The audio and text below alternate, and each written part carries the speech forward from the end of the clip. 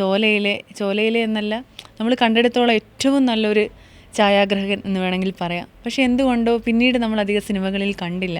എവിടെയായിരുന്നു ഇത്രയും നാൾ? എങ്ങും പോയിട്ടില്ല, ഇവിടെയൊക്കെ തന്നെയുണ്ട്. അവസരങ്ങൾ വന്നില്ല.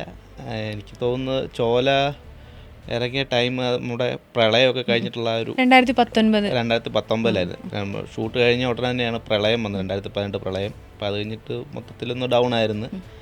അതിന് പുറകെ തന്നെ വീണ്ടും നമ്മുടെ കൊറോണ വന്ന്. അപ്പോൾ കൊറോണയ്ക്ക് തൊട്ട് മുമ്പ് 1-2 പ്രോജക്റ്റ് ഉണ്ടായിരുന്നത് ബ്രേക്ക് നിന്നുപോയി, അത് പിന്നെ ഓണായില്ല.